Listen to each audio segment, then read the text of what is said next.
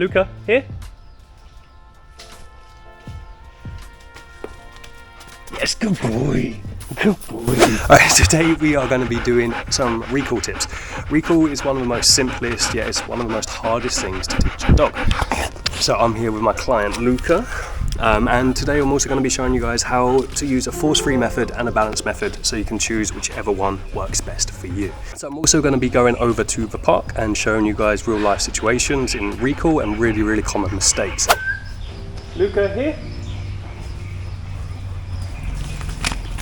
Yes, good boy, Luca, good boy. Here, yes. Here. That's pretty much it. That's recall training. All that is very short distance, and then running backwards. Running backwards allows the dog to chase you, and it makes it more engaging. Luca, here. Yes, good boy, yes. So we're using a verbal praise, then we're using touch, and then we're also using food. I'd highly recommend using food that is super high value for them and stuff they don't normally get every single time they come to you. If they get that every single time when they're training, they're going to be more likely to do it. Because at the end of the day, recall training is you versus the environment. So as of right now, we're in a garden. So we're going to go from there.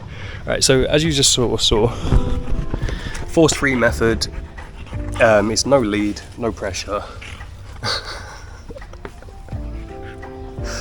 It's literally calling them. And if they ignore you, I'll quickly show what to do. Luca, here. Yes, good.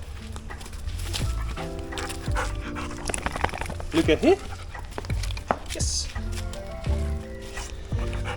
Basically, just make weird noises, weird high-pitched noises that will engage the dog if they don't come to you when you say here. But if you really want to do that, the most important thing is taking your time. God, what's he doing today? The most important thing is taking your time, practicing it inside, then practice it in the garden. Start with a few feet away, then do 4 or 5 feet, 6, 7 feet. And then start adding in distractions. So things like trying it when they're smelling. But for training, you do not want to recall them when they're doing anything they actually enjoy, because it's going to make it much harder to do that. And if you do it too often, they will probably eventually find something they prefer to smell rather than coming back to you. So that's sort of like the force-free method. And now I'm going to show you the balance.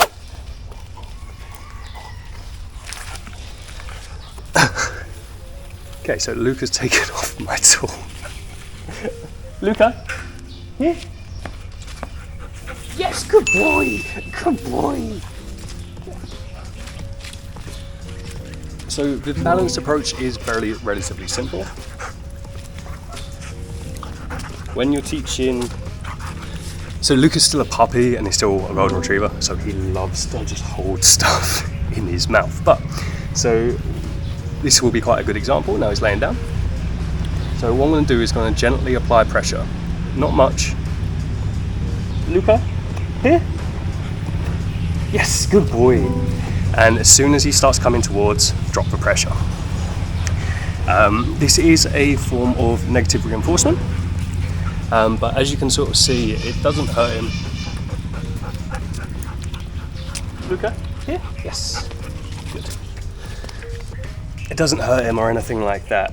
You can use positive punishment if that's something you do want to do, but I would only think it's fair to use positive punishment if they already know the behaviour, right?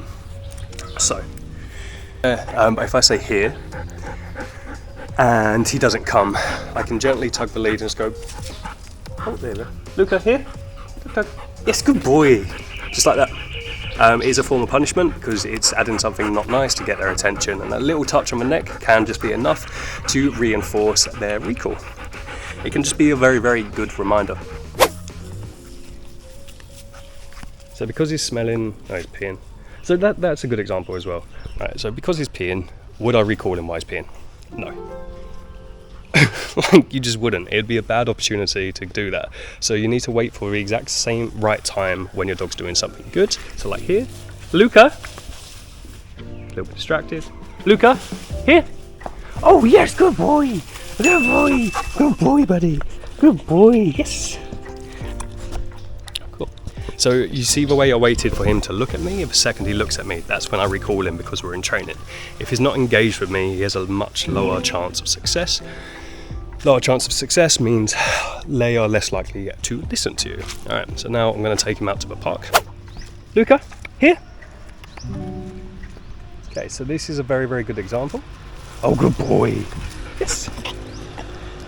The way he waited to stop smelling something and then came. He's basically rewarding himself. Oh, buddy. The rewarding is basically coming from him smelling something he wants to smell. He also was like, I'll come, but in my own time. If someone has ever tried to interact with someone playing a video game, and you're like, oh, come check this out.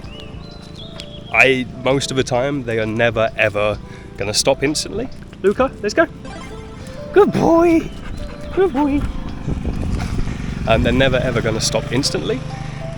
They're going to wait till their game is done or pause it and then come and check to you.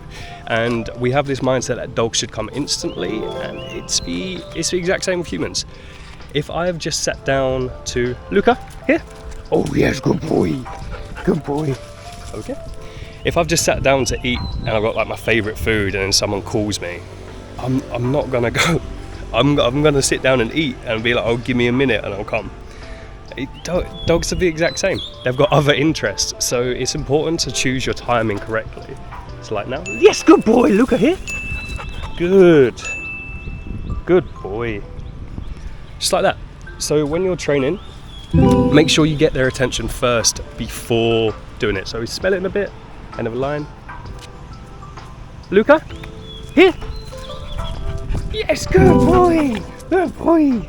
Okay. And I'm going to show you something else as well, which is very, very common. Luca, here. Oh, good boy. Okay, Luca, sit. There you go. That is a perfect example. So at the end of the day, I didn't reward him for coming over, and then I asked him to sit. Imagine every single time you get called, someone then asks you to do something as well. Like every single time he comes back to me, he doesn't get to play, he doesn't get a retreat, he just gets asked to sit. He's not gonna come back. So pretty much in short, for recall training, it's literally running backwards, asking your dog to come and rewarding the shit out of them when they come to you. You start at 1 foot, then go 2 foot, 3 foot, 4 foot, then start adding in distractions and try and build it up from there, and then try outside when they're proofing.